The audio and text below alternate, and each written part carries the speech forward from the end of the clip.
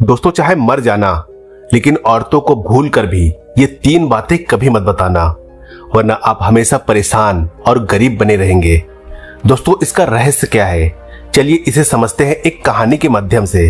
लेकिन हमेशा की तरह आप लोगों से बस एक छोटी सी रिक्वेस्ट है कि यार प्लीज, अगर से अभी तक आप लोगों ने वीडियो को लाइक नहीं किया तो यार वीडियो को लाइक और चैनल को सब्सक्राइब करके बेल आइकन की घंटी दबाकर ऑल को जरूर सिलेक्ट कर ले। दोस्तों, बहुत समय पहले की बात है। एक नगर में एक व्यक्ति रहता था जिसका नाम रामू था। रामू बहुत ही सीधा साधा था और मन से भी बहुत ही ज्यादा भोला था और बिन पापी भी था। बिन पापी का मतलब है उसने अपने पूरे जीवन काल में कभी भी कोई पाप नहीं किया था, कोई पाप कर्म नहीं किया था, कोई बुरा काम नहीं किया था। रामू की जो पत्नी थी वो भुलक्कड़ स्वभाव की थी, बहुत जल्दी चीजों को भूल जाती थी और रामू के छोटे छोटे 2 बच्चे भी थे। रामू अपनी पत्नी से कोई भी बात नहीं छुपाता था, हर बात उससे बता देता था। रामू अपने घर में कमाने वाला अकेला ही था। जिस नगर में रामू रहता था उस नगर में सबसे गरीब रामू ही था। इसीलिए हर कोई गरीब होने के कारण, निर्धन होने के कारण लोग रामू और उसकी पत्नी का मजाक बनाया करते थे। रामू अपने गांव में जो अमीर सेठ होते थे उनके घरों में काम किया करता था और उन सेठों के जो गाय भैंस थी उन गाय और भैंसों को चारा दिया करता था। यही सब करके रामू अपना घर चलाता था। वो अपने बीवी बच्चों का पालन पोषण अच्छे से करता था। उन्हें 2 वक्त की रोटी मिल जाती थी। लेकिन एक दिन की बात है, रामू जिस सेठ के यहाँ काम कर रहा था वो सेठ रामू को बुलाता है और रामू से कहता है कि रामू, अब तुम्हें कल से यहाँ काम पर आने की कोई जरूरत नहीं है, क्योंकि हमने तुम्हारे अलावा किसी और को काम पर रख लिया है, जिसके कारण अब हम तुम्हें नहीं रख पाएंगे और जो तुम्हारे पिछले महीने की पगार है वो तुम लेकर जा सकते हो। इसके बाद रामू जो पिछले महीने की पगार थी उसे लेकर अपने घर आ जाता है। रामू बहुत निराश हो जाता है, बहुत दुखी हो जाता है और घर आकर जैसे ही अपनी पत्नी को वो पैसे देता है तो उसकी पत्नी बहुत खुश हो जाती है। लेकिन जैसे ही रामू अपनी पत्नी को ये बात बताता है कि देखो, अब जो मेरी नौकरी थी, मैं जिस सेठ के यहाँ काम करता था, वो मेरी नौकरी छूट चुकी है, अब कल से मैं काम पर नहीं जाऊंगा। उसके बाद रामू अपने घर में ही रहने लगा था, क्योंकि अब रामू के पास करने के लिए कोई भी काम नहीं बचा था। उसके बाद देखते ही देखते बहुत वक्त निकल जाता है, बहुत दिन बीत चुकते हैं, लेकिन रामू को कहीं पर भी कोई नया काम नहीं मिल रहा था और उसके पास जो पैसे बचे थे वो भी खत्म होने लगे थे। अब रामू बहुत ही चिंतित रहने लगा था और सोचता है कि अब हमारे घर का खर्च, खाना पानी कैसे चलेगा। इस घर में कमाने वाला सिर्फ मैं अकेला ही हूँ, मुझे कुछ ना कुछ तो करना ही होगा, वरना इस तरह तो मैं, मेरी बीवी और मेरे बच्चे भूखे मर जाएंगे। देखते देखते ऐसे बहुत दिन निकल गए और फिर एक दिन ऐसा भी आ जाता है जब रामू के घर में खाने को एक दाना भी नहीं बचा था। अब रामू बहुत ही चिंतित रहने लगा था, बहुत उदास रहने लगा था और मन ही मन में अपने आप को कोसने लगा था, अपने आप को गालियां देने लगा था। फिर एक दिन रामू, उसकी पत्नी और उसके बच्चों को भूखा ही सोना पड़ता है और दूसरे दिन जैसे ही सवेरा होता है रामू अपने घर से जंगल की ओर निकल जाता है। वो सोचता है कुछ लकड़ियां काटकर बेच लेता हूँ ताकि बच्चों को 2 वक्त की रोटी मिल सके। जैसे ही रामू जंगल में लकड़ी काटने के लिए पहुंचता है तो उसे वहां पर एक गुरु दिखाई देते हैं। रामू को जैसे ही वो गुरु दिखाई देते हैं तो रामू उस गुरु के पास चला जाता है और जैसे ही रामू उस गुरु के पास पहुंचता है तभी गुरु अपनी आंखें खोल लेते हैं। रामू उस गुरु को देखकर सबसे पहले उन्हें प्रणाम करता है, उसके बाद उनके चरणों में गिर पड़ता है और रामू उस गुरु से कहता है कि हे गुरुदेव, हमारे घर में खाने पीने को एक दाना भी नहीं है, जो मेरी नौकरी थी वो भी छूट गई है, मेरी बीवी और बच्चे भूख से तड़प रहे हैं, कृपया करके मुझे कुछ ऐसा सुझाव दे कि जिससे ये सारा दुख खत्म हो जाए और मेरा घर परिवार फिर ठीक से चलने लगे। रामू की ये सारी बात सुनने के बाद वो गुरु रामू को देखते हैं और रामू को ध्यान से देखने के बाद वो गुरु देख पाते हैं कि रामू तो बहुत ही शुद्ध है, इसने तो अभी तक कोई भी पाप नहीं किया है, बहुत ही भोला है और बहुत ही सीधा साधा स्वभाव का है। उसके सीधे साधे स्वभाव को देखकर गुरु रामू से कहते हैं कि रामू, आज मैं तुम्हें एक ऐसे पेड़ के बारे में बताऊंगा कि तुम उस पेड़ के पास जाकर उस पेड़ से अगर जो कुछ भी मांगोगे तो वो पेड़ तुम्हें लाकर दे देगा और गलती से भी अगर तुमने उस पेड़ का एक छोटा सा टहनी, एक छोटी सी लकड़ी भी अगर तोड़ लेते हो या काट लेते हो तो वो तुरंत सोने में बदल जाएगी और इस तरीके से तुम खुशी खुशी पहले से भी अच्छे तरीके से अपने घर को चला सकते हो, अपने घर की गरीबी दूर कर सकते हो, सुख समृद्धि पा सकते हो और अच्छे से रह सकते हो।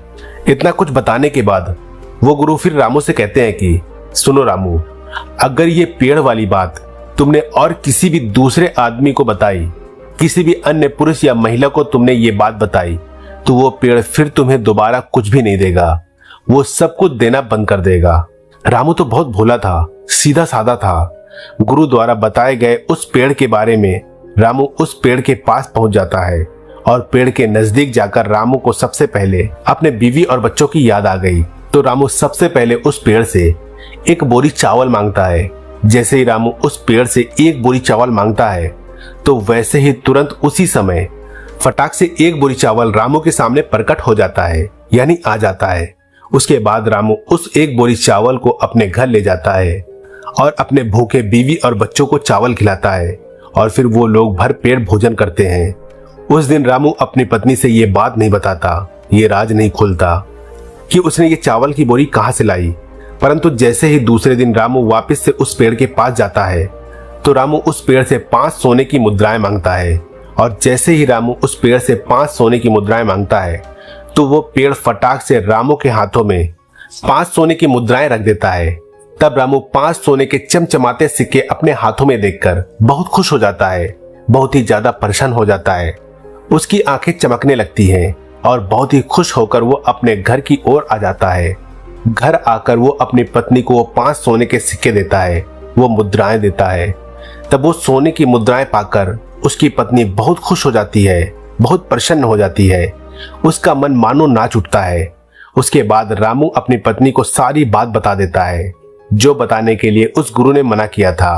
क्योंकि रामू की पत्नी जैसे ही रामू के हाथ में वो 5 सोने के चमचमाते मुद्राएं देखती है तो वो रामू से पूछने लगती है, जिद करने लगती है कि बताओ ये 5 सोने की मुद्राएं तुम कहां से लेकर आए हो, किसने तुम्हें दिया है। अब रामू तो भोला भाला था, वो अपनी पत्नी को सारी बातें बता देता है। लेकिन रामू को इस बात का भी अच्छे से पता था कि उसकी पत्नी भुलक्कड़ स्वभाव की है। वो सारी बातें अपने पड़ोसियों में बता देती है, जो भी उससे कोई पूछता है तो। लेकिन वो सारी बातें भूलकर रामू उसके बावजूद भी सारी चीजें, सारी बातें अपनी पत्नी को बता देता है। तब देखते ही देखते ऐसे ही दिन बीतने लगते हैं। रामू हर दिन उस पेड़ के पास जाता और उस पेड़ से 5 सोने के सिक्के मांगता और वो पेड़ उसे 5 सोने की मुद्राएं दे देता और वो उन मुद्राओं को लेकर अपने घर आ जाता था। फिर एक दिन की बात है, रामू अंत में उस पेड़ से एक दिन 1000 सोने के सिक्के मांग लेता है और जैसे ही रामू उस पेड़ से 1000 सोने के सिक्के मांगता है तो उसी समय फटाक से एक पूरी बोरी भरकर सोने के सिक्के प्रकट हो जाते हैं। तब रामू उस एक बोरी सोने के सिक्कों को अपने बैल की पीठ पर रखकर अपने घर ले आता है।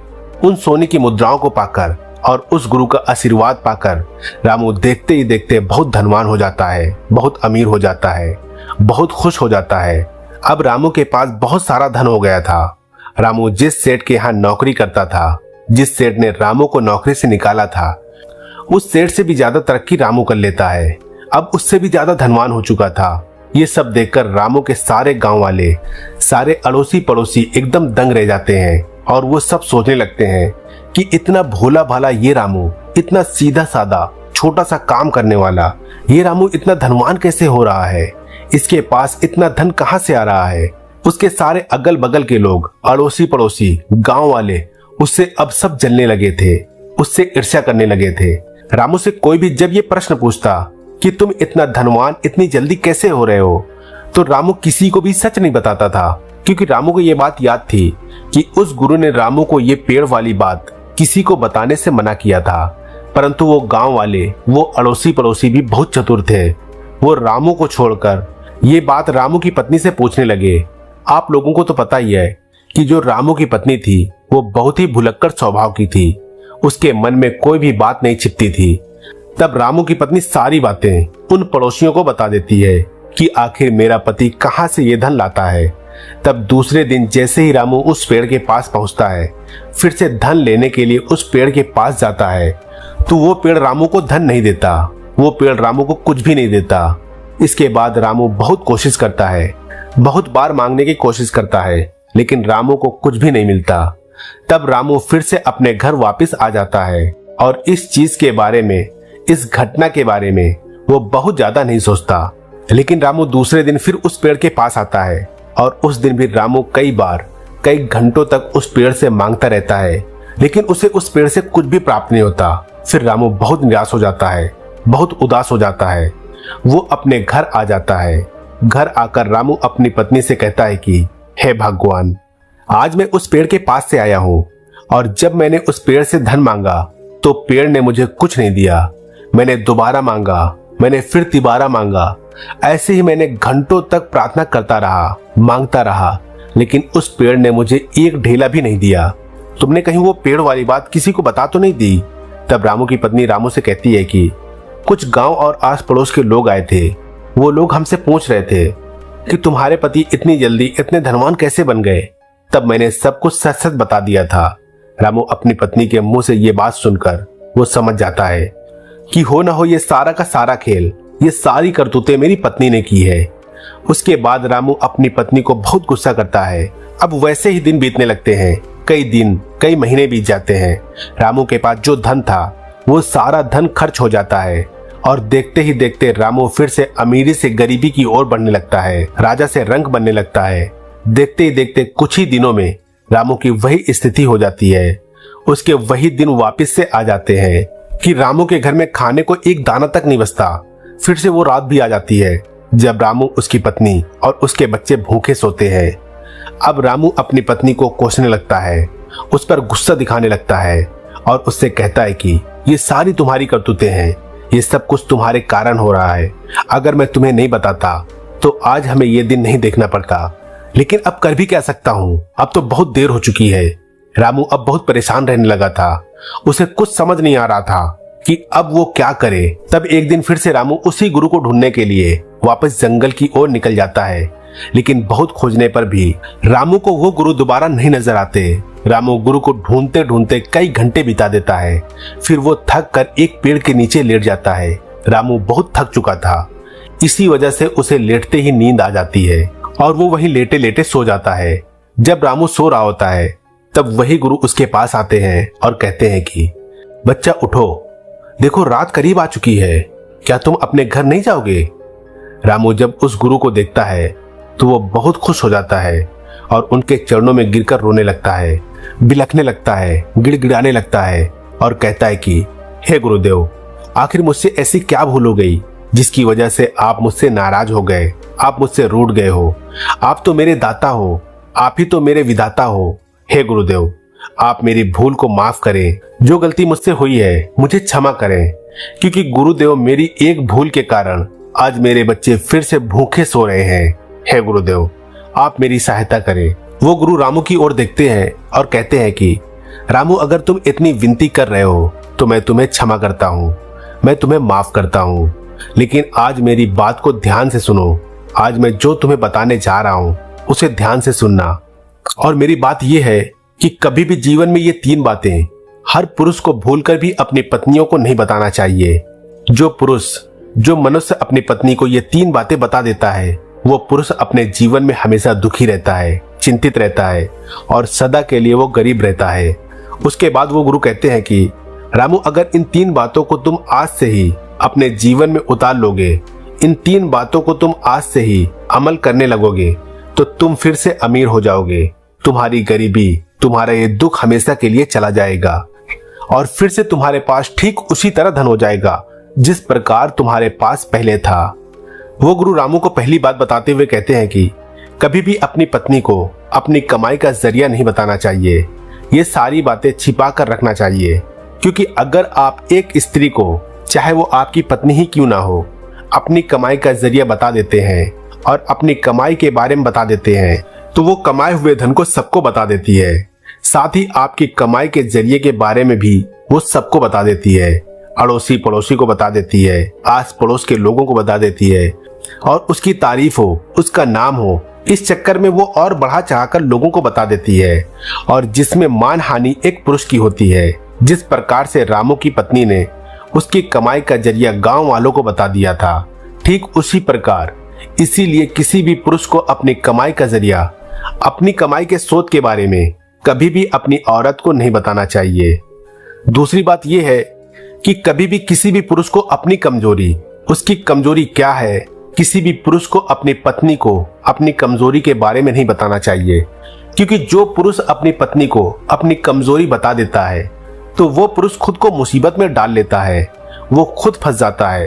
क्योंकि आप अगर अपनी पत्नी को अपनी कमजोरी के बारे में बता देते हो तो वो आपकी उस बात को पकड़ लेगी, आपकी इस कमजोरी को पकड़ लेगी और बार बार उस बात को लेकर आप पर ताने मारेगी, आपके मन को दुखी करेगी। और यह भी हो सकता है कि आपसे अपना काम बनवाने के लिए, आपसे अपना काम निकलवाने के लिए वो स्त्री आपकी कमजोरी का नाजायज फायदा भी उठा सकती है। और अगर आप अपनी कमजोरी अपनी पत्नी को बता देते हैं तो आप जीवन में आगे चलकर उस बात को लेकर हमेशा पछताते ही रहेंगे। इसलिए किसी भी पुरुष को अपनी कमजोरी अपनी पत्नी को नहीं बतानी चाहिए। तीसरी बात बताते हुए गुरु कहते हैं कि किसी भी पुरुष को कभी भी अपनी पत्नी को अपने जीवन में हुए अपमान के बारे में नहीं बताना चाहिए। अर्थात जो भी पुरुष, जो भी मनुष्य अपनी पत्नी को अपने जीवन में हुए अपमान के बारे में बता देता है तो आप अपनी पत्नी के नजरों में गिर जाते हैं। वो फिर आपको उतनी इज्जत नहीं देती और फिर हर छोटी छोटी बातों पर भी वो आपसे झगड़ने लगती है और झगड़ों पर भी आपकी उस अपमान के बारे में बोलकर आपको अपमानित करेगी, आपको मजबूर करेगी, बार बार उस अपमान वाली बात का जिक्र करेगी। क्योंकि स्त्री धर्म और कर्म से बंधी होती है, वरना कोई भी स्त्री किसी पुरुष की नहीं होती है। वो अपने मन में अपनी आकांक्षाएं छुपाए रहती है और आमतौर पर कोई भी स्त्री अपने मन की बात किसी को नहीं बताती, चाहे वो किसी से कितना ही प्यार क्यों ना करती हो। और यही स्त्रियां दूसरों की बातों को सुनकर उस बात को दूसरों के पास जरूर पहुंचा देती है। इसीलिए यदि भूलकर भी आप अपने अपमान के बारे में अपनी पत्नी को बता देते हैं तो इसमें आप 100% संकट में पड़ सकते हैं, आप खुद अपमानित हो सकते हैं। इसलिए ये 3 बातें कुछ भी हो जाए, भूलकर भी कभी भी अपनी पत्नी को ना बताएं। तो दोस्तों ये कहानी आप लोगों को कैसी लगी कमेंट करके जरूर बताना। वीडियो अच्छी लगी हो तो वीडियो को लाइक और चैनल को सब्सक्राइब करके बेल आइकन की घंटी दबाकर ऑल को जरूर सिलेक्ट कर लेना। फिर मिलेंगे कोई अच्छी कहानी लेकर, तब तक के लिए आप अपना रखिए ख्याल और हमें दीजिए इजाजत। जय हिंद, जय भारत।